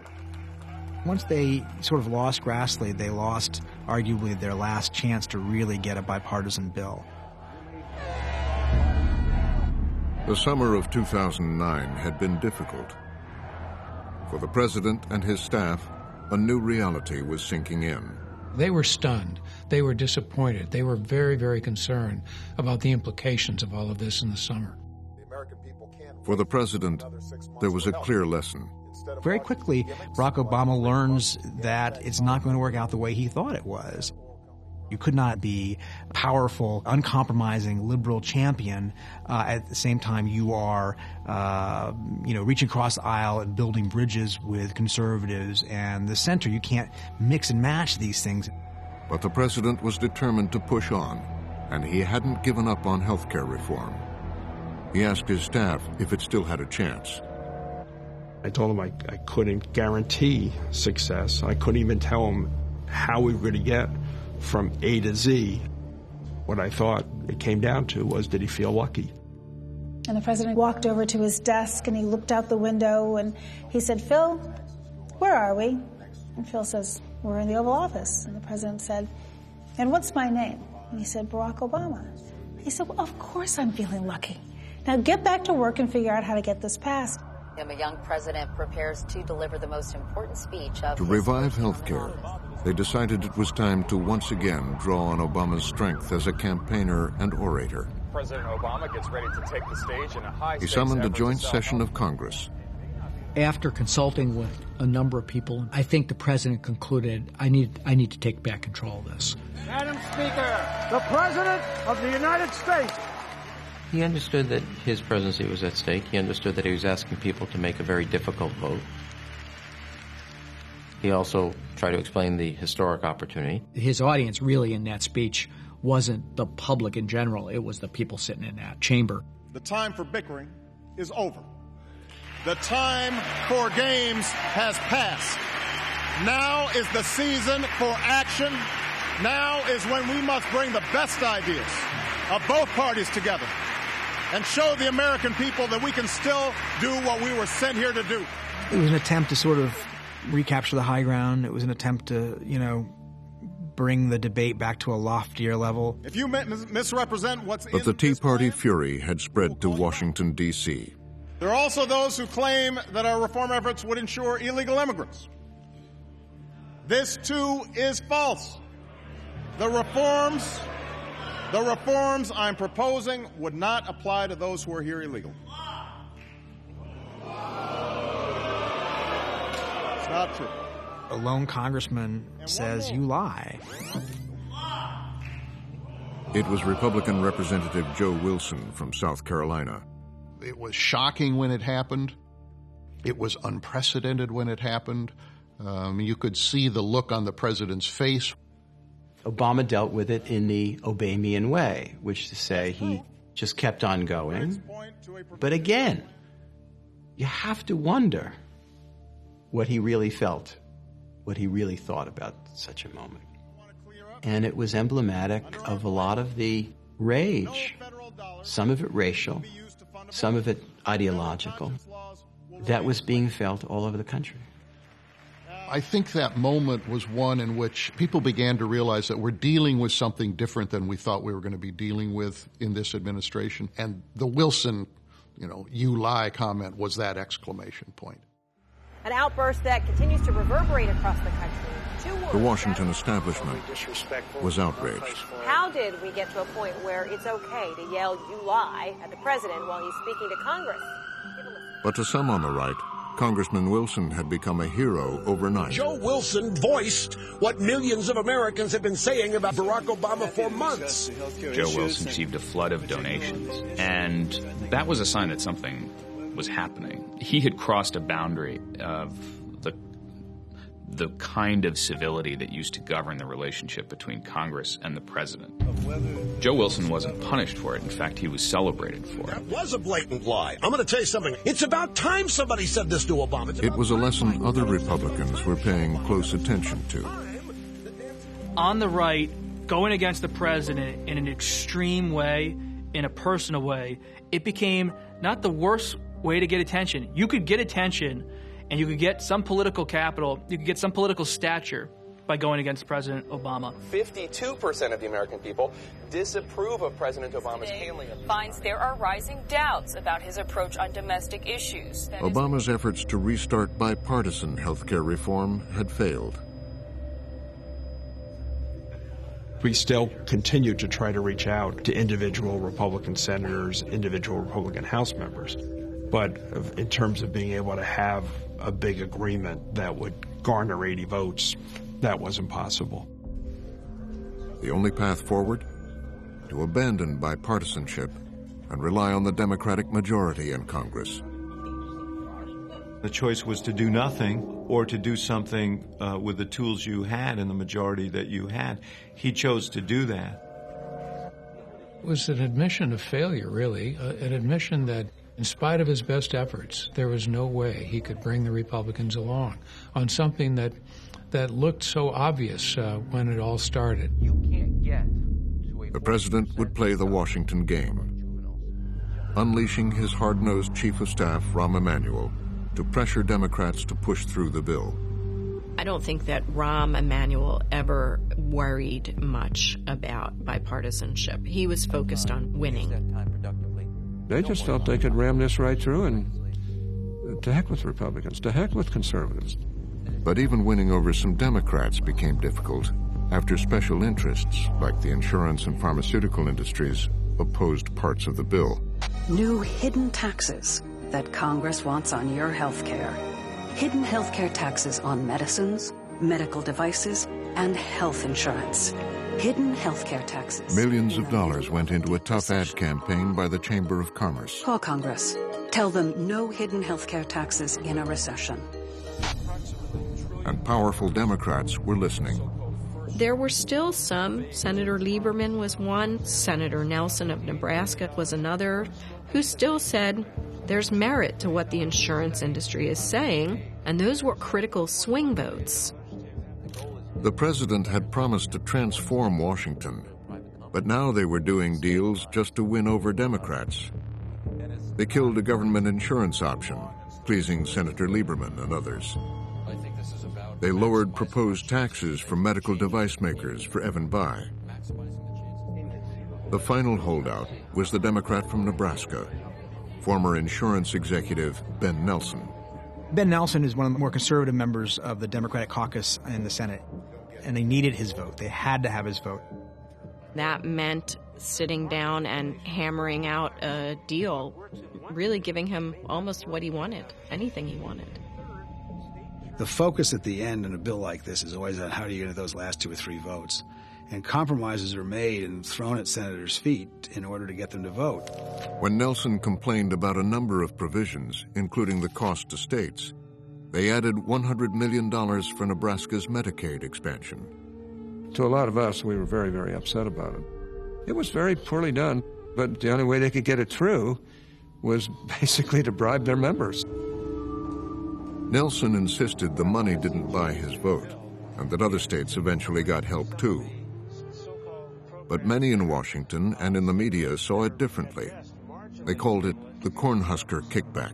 Prostitution has been legalized in Washington, D.C. Is this deal for Ben Nelson forever and ever, amen? Forever and ever, and only for Nebraska. You've got to compliment Ben Nelson for playing the Price is Right. It's not a pretty process. There is deal making. That's the way it's been done for a long, long time. But those deals done in your front parlor can be pretty smelly. The public was already up to here with what they were seeing in Washington, and I think it just put them over the side. And that was very sour stuff to most people in this country. They realized that this is not the way to legislate. By Christmas Eve, Mr. McConnell, no. The vote. Mr. Menendez, aye. The Senate convened to send President Obama a hard-fought Christmas present. Ms. Murkowski, no. Mrs. Murray. Its first roll call vote on Christmas Eve since 1895. Mr. Nelson of Nebraska. The yeas are 60, the nays are 39. H.R. 3590 is passed. Tonight, the ayes have it. The Senate passes an historic health care bill. And this was a strictly party line vote. All the Democrats voting yes, all the Republicans voting no. The final tally, 60 to 30. On Christmas morning, everyone was sitting around thinking that he was an LBJ-like genius because it appeared that he was on the verge of accomplishing what no president had for 70 years. They were so close. They were inches away from getting this bill. They had 60 votes on record in the Senate. They had the House bill in hand. The Emerald City was right there in the distance. All they needed now was for the House and Senate to iron out some details between them.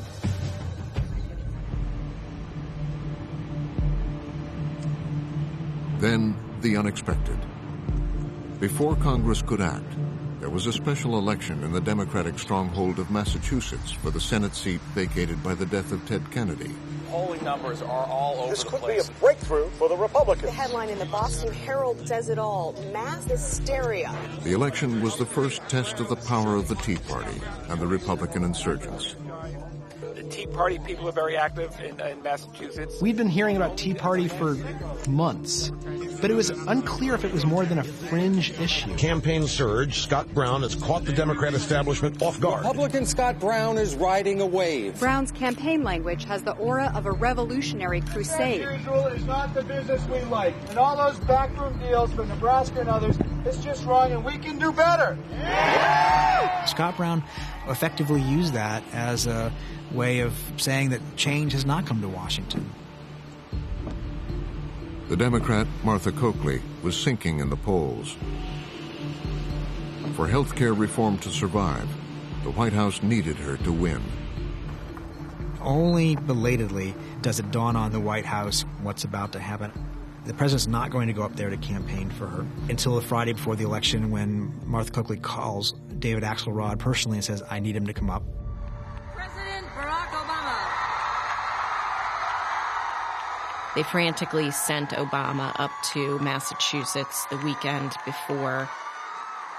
And he makes very clear to the Massachusetts electorate what's at stake here is the Obama presidency. And do they want to hand the Republicans the power to stop his agenda on health care and on everything else? By Election Day, the president knew they would lose. January 19th, 6:30 p.m., about an hour and a half before the polls close in Massachusetts, Obama calls for Pelosi, Reid, Biden, and Rahm Emanuel to come to the Oval Office.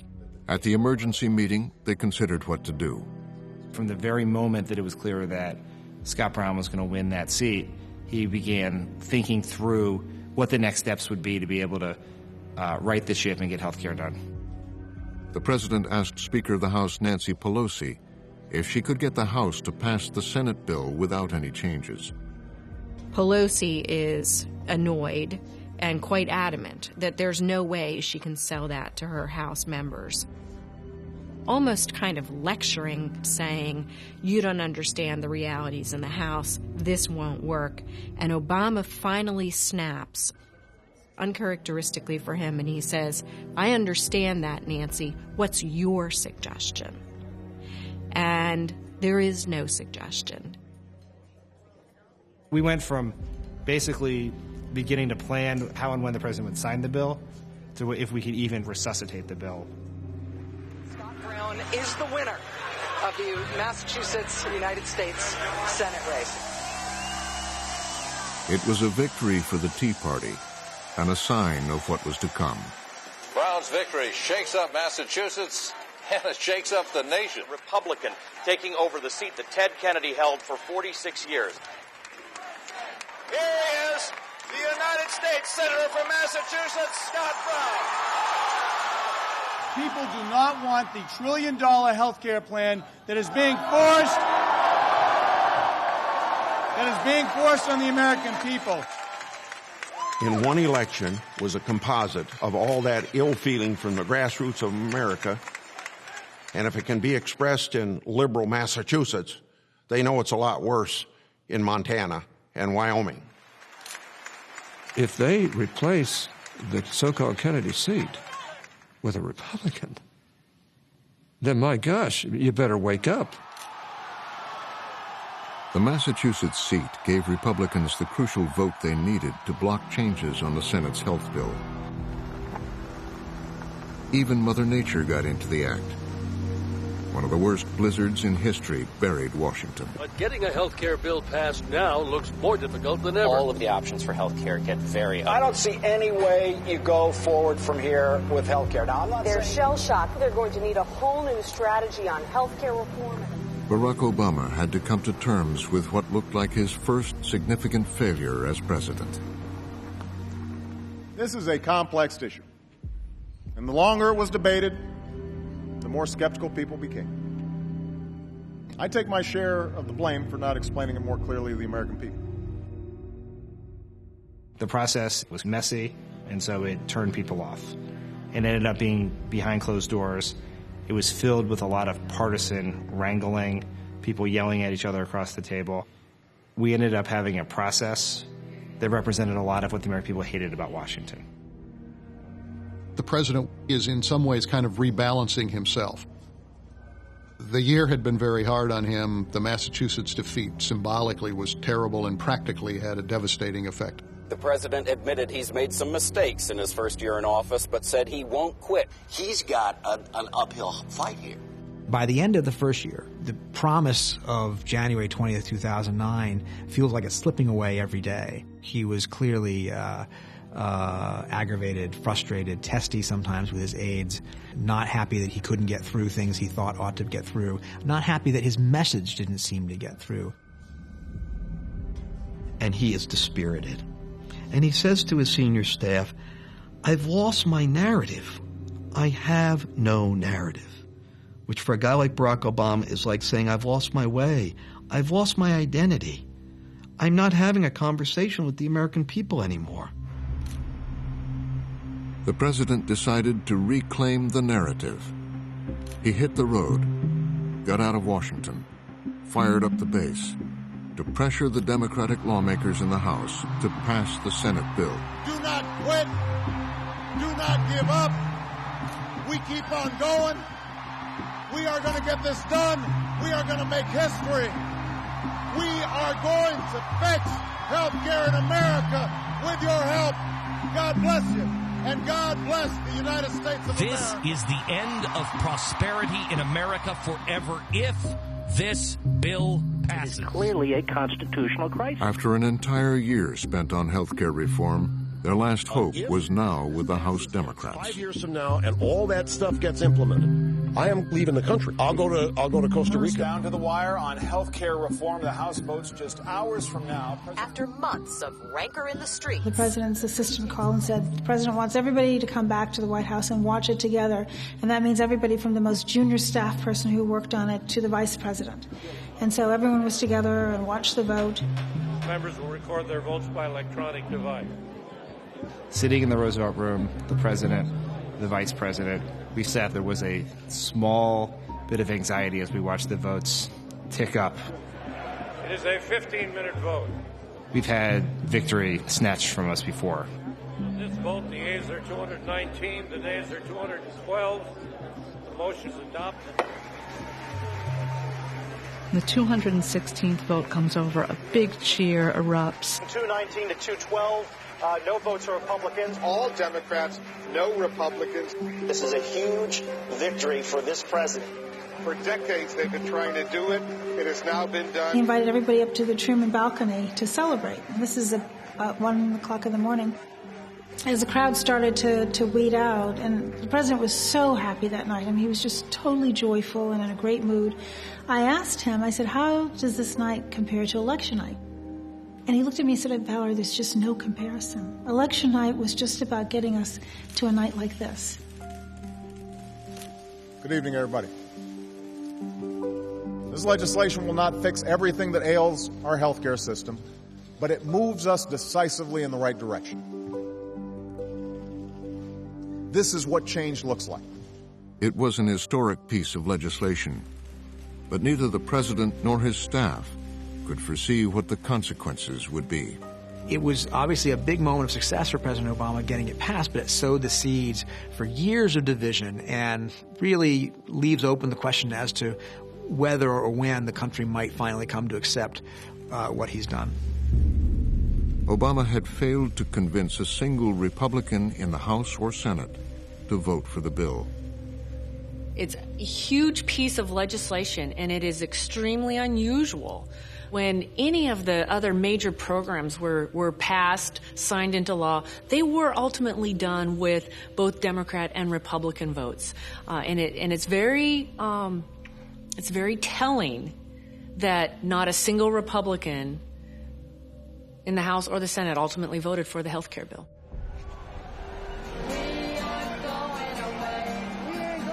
Every single Republican senator votes consistently against government-run health care should be a clear indication. The vote would fuel the continuing rise of the Tea Party. This is the most brazen assault on a fundamental aspect of our republic ever. It all came down to one word: Obamacare. Title, lies, damn lies. That's what Obamacare was all about. What happened after it was passed, and because of the way it was passed, it became the symbol of the divide and the reality of it in many ways. And I don't think Obama was expecting that. Welcome back to your nation's capital. You know, the Pelosi-led Congress is about to get a crash course in the consent of the governed. The Affordable Care Act became sort of a turning point for the Tea Party movement, where they were just upset now with both parties, and they wanted to come to Washington and change everything that was happening in Washington, D.C. Do you love your freedom? Sarah Palin was back, now as a prominent voice of the Tea Party. We'll keep clinging to our Constitution and our guns and religion, and you can keep the change. You now had social media just entering. You actually had a way for people to organize, a way for them to talk to each other. Now that you had talk radio fully developed, you had a mouthpiece. And the combination of those two and the frustration from the grassroots all came together to create this incredible movement. Because the voters are coming! Some Republican leaders believed they could harness that energy. America is at a crossroads, and Washington remains out of touch. There is a better way, and a new team is ready to bring America back. Eric Cantor, Kevin McCarthy, Paul Ryan, joined by common-sense conservative candidates from across the country. They aimed at taking back control of the Congress. Together, they are the Young Guns. And they decided to target the midterm elections. A lot of the angry citizens across America, and I think it was much in response to this health care bill. They saw that the Democratic majority, along with the president, were going in a direction where I don't think people thought they would go. I mean, they're seeing something at the grassroots of the Republican Party that says to them, we can have a big election in 2010. As down as we were after 2008, we can come back. The Republicans were crushed at that point. And the first signs of life, if you will, came from the Tea Party movement. And there was an initial sense that we need to figure out how we can harness this movement and take advantage of it. We are here to find some... Cantor and the other Young Guns set out to recruit candidates who could help them win back the House. We need people who want to come not to be a part of divvying out the goodies here in Washington, but people who are here intent on reforming our government. The way you do that is you recruit like-minded people to come and join you so you can succeed. As they saw all this grassroots fervor for smaller government and a Tea Party movement, Cantor saw an opportunity to build his own power base by building the party's power base, by recruiting young conservatives, Tea Party people around the country. He finds conservatives who are fed up with Washington, who are fed up with Obama, and who frankly think that the Republicans are not standing up to Obama, that they're not standing up to the Democrats. And the Young Guns helped put together a platform for their candidates. They called it a Pledge to America. I always go back to the Pledge to America, which was put together by Paul Ryan, Kevin McCarthy, and Eric Cantor. We will stop out-of-control spending, repeal and replace the government takeover of health care, make Congress more open and transparent. They're the ones that promised we could repeal Obamacare. Those are the ones that promised we'd pass a new tax code. In order to win elections in 2010, Republicans were promising their constituents that they would stop Obamacare. Now, Obamacare was already the law of the land, and Republicans didn't have a majority in both houses, but they were promising their constituents that if you just send me to Washington, I will get rid of Obamacare. Polls open across the country. It'll be a fierce battle for control in the House and the Senate. One of the most closely watched midterm elections in years.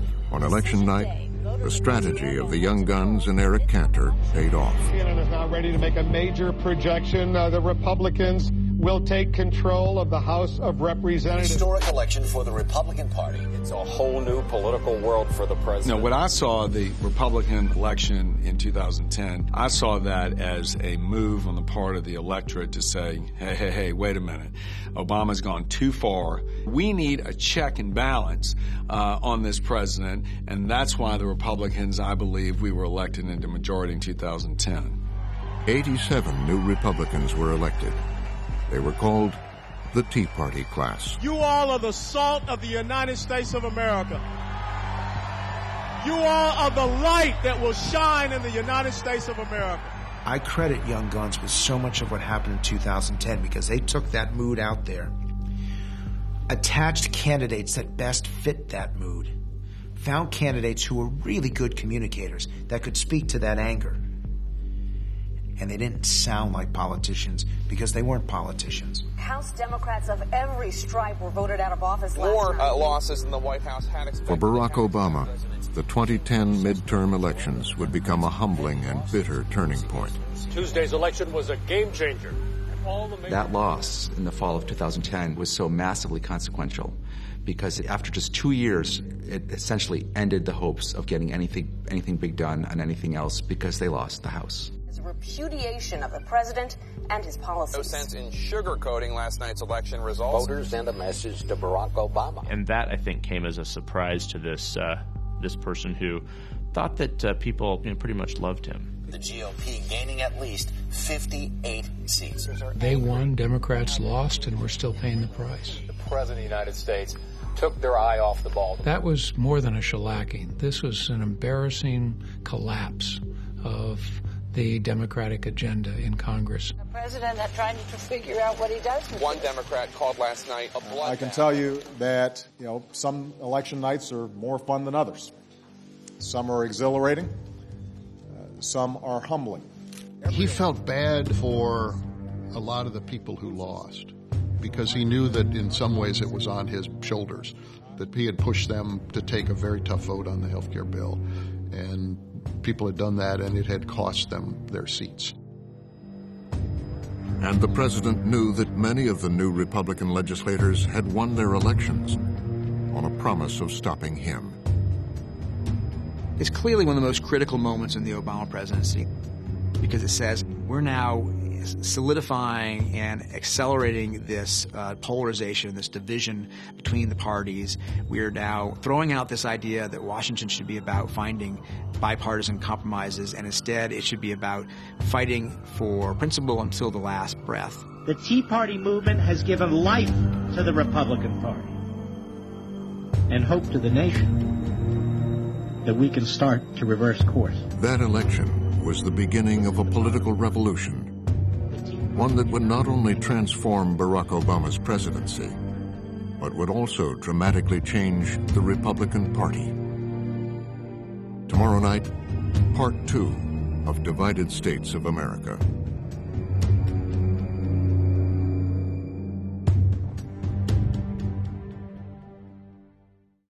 A whole new day in Washington, a major victory. Next time, the rise of the Republican insurgency. You can't understand what happened with this divide without understanding the 2010 election. A brand new Congress. All 87 came here with the idea to change Washington. They came into office with the concerns of the Tea Party, the reaction to Obama's massive overspending. Donald Trump stakes his ground. You are not allowed to be a president if you're not born in this country. It was a way to talk about race without talking about race. The searing events that drove the country further apart. The contradiction of this happening in the midst of a black presidency sharpened the irony and intensified the pain. And the new president. America great again. He was speaking straight to tens of millions of Americans who think that they've been betrayed, not anger, betrayal by Washington. Divided States of America continues tomorrow night on Frontline. Go to pbs.org/frontline, where you can read extended interviews with Eric Cantor. That this was going to be a one-way street. Valerie Jarrett. Now get back to work and figure out how to get this passed. And many others. Then read more about key moments behind the partisan divide. Visit our watch page where you can stream more than 200 original Frontline documentaries. Connect to the Frontline community on Facebook and Twitter. Then sign up for our newsletter at pbs.org/frontline.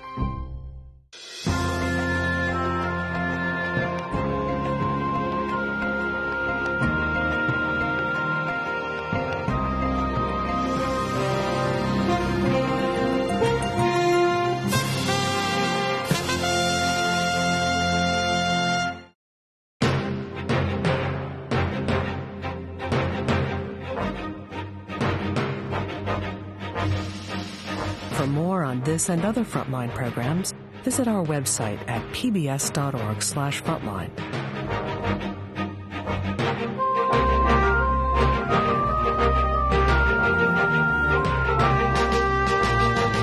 Frontline's Divided States of America is available on DVD. To order, visit shoppbs.org or call 1-800-PLAY-PBS. Frontline is also available for download on iTunes.